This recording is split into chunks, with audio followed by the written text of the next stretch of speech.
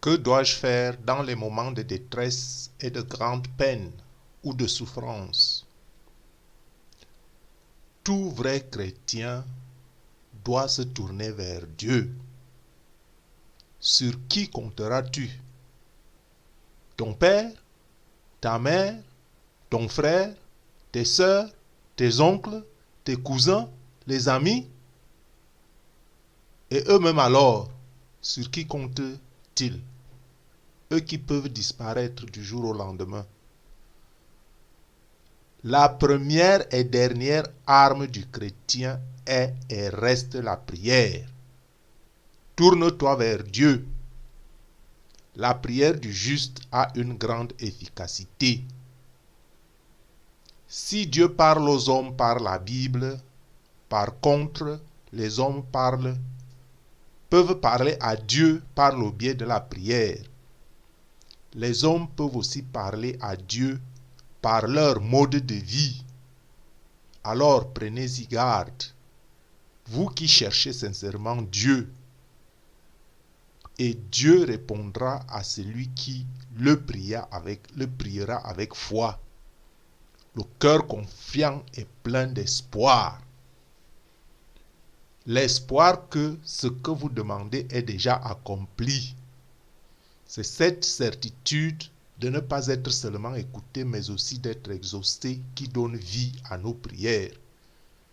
La confiance d'un enfant, la confiance d'un enfant, la confiance d'un enfant vis-à-vis de Dieu.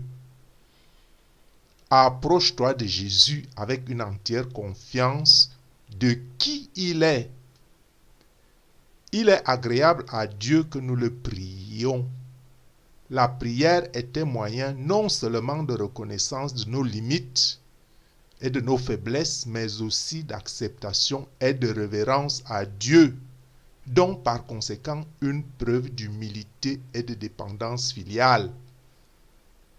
Même si Dieu connaît d'avance tous nos besoins, la prière peut être formulée en tout temps, en toutes circonstances et en tout lieu, et nous maintient en contact, en communion avec lui.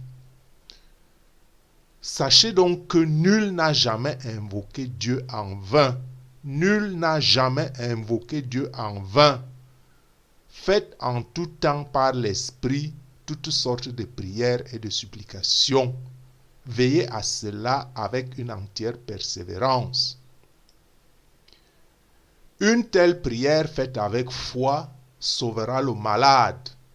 Le Seigneur le remettra debout et les péchés qu'il a commis lui seront pardonnés. Confessez donc vos péchés les uns les autres et priez les uns pour les autres afin d'être guéris. La prière fervente d'une personne juste a une grande efficacité.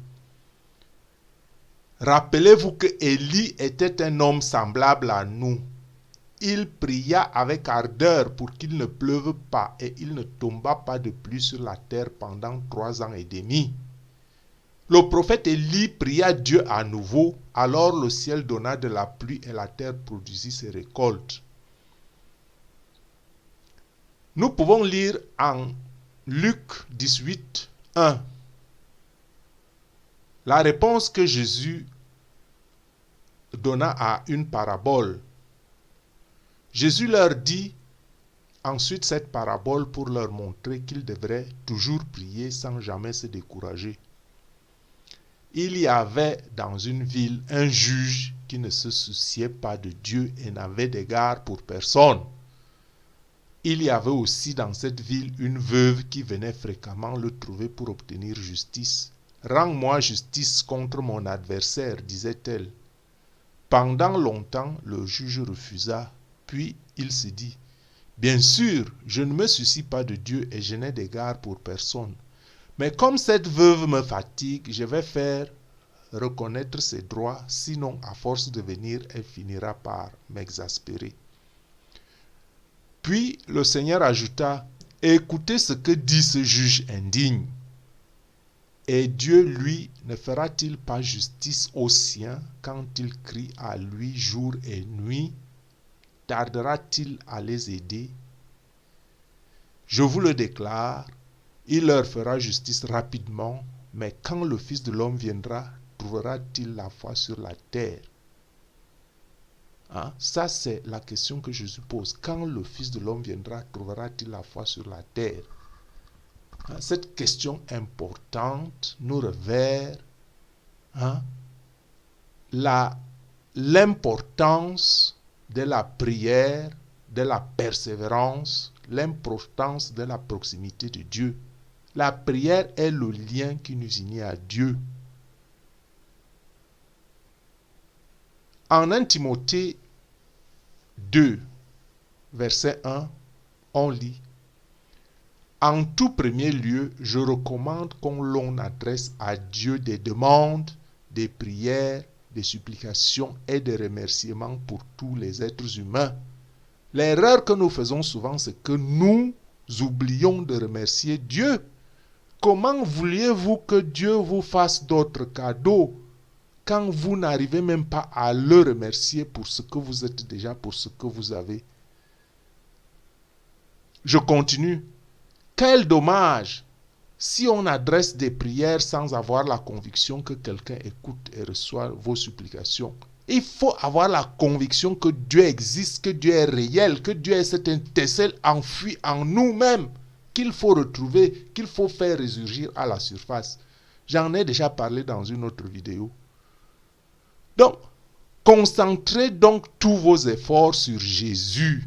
Concentrez tous vos efforts sur Jésus, parce que Jésus dit que cherchez d'abord le royaume des cieux et le reste vous sera donné en surplus. Quand vous vous concentrez sur Jésus, le reste sera facile. Et nous faisons toujours le contraire. On cherche d'abord les affaires du monde. Quand on s'en bute aux difficultés, c'est là qu'on retourne vers Jésus. Non, il faut toujours chercher Jésus d'abord. Et puis quand Jésus vient avec sa lumière, le poids devient léger. Donc, cadrez et recentrez toute votre attention sur lui. Cadrez et recentrez toute votre attention sur Jésus. Faites de Jésus le centre et le moyen de votre existence, et non la source secondaire. Faites de Jésus la source de votre vie, par la lecture de la Bible et la louange par les cantiques. Car lire et apprendre la parole de Dieu, c'est le prier. De nous donner la lumière de la vraie connaissance. Et chanter, c'est prier 2 fois. N'hésitez pas, si possible, de demander les prières d'intercession. Car selon Matthieu chapitre 18, verset 19, il est dit: Je vous déclare aussi que si 2 d'entre vous sur la terre s'accordent pour demander quoi que ce soit dans la prière, mon Père qui est dans les cieux le leur donnera. Car là où 2 ou 3 s'assemblent en mon nom, je suis au milieu d'eux. C'est pourquoi Jésus dit: aimez-vous les uns les autres.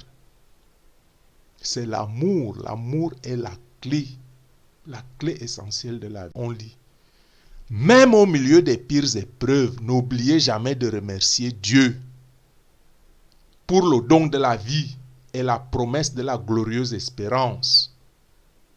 Chers frères, chères sœurs, sachez que la faiblesse et la souffrance sont des fois un don de Dieu pour briser notre orgueil, pour briser notre indépendance.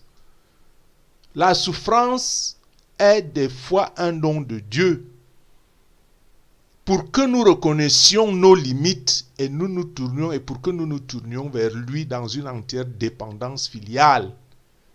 Dieu n'aime pas voir ses enfants s'éloigner de lui.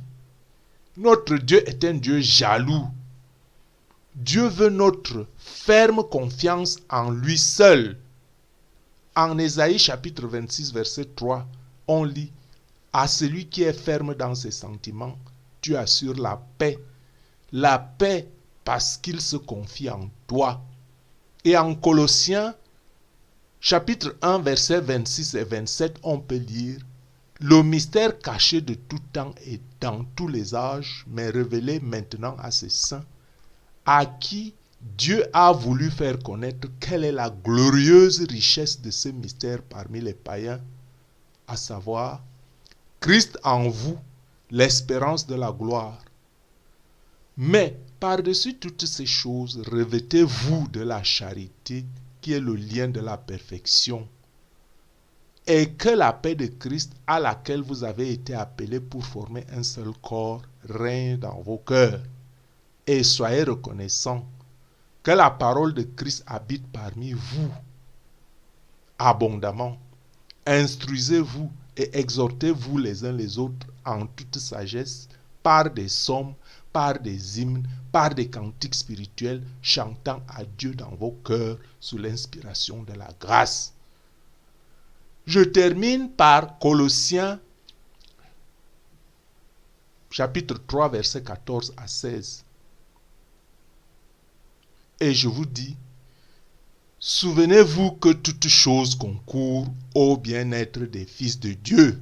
Je dis bien, souvenez-vous que toute chose, je ne dis pas seulement le bien, je ne dis pas seulement le mal, je dis que toute chose concourt au bien-être des fils de Dieu.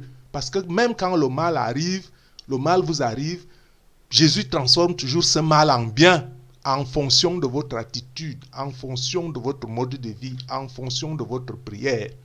C'est ce dont il a besoin, que vous vous adressiez à lui dans la totale dépendance et dans une totale confiance. Donc, j'ai déjà dit que dans certains cas, la souffrance concourt à la croissance dans la foi. Il n'est point ici besoin d'aimer la souffrance et de la supporter et de l'endurer dans la prière. Mais il faut que la patience accomplisse parfaitement son œuvre, afin que vous soyez parfaits et accomplis, sans faillir en rien. Sans faillir en rien. Gloire à notre Dieu, qui est amour éternel, et qui nous secourt dans toutes les situations. Donnons-lui entière confiance et laissons son esprit nous guider dans sa providence paternelle. Loué soit Jésus-Christ. Amen.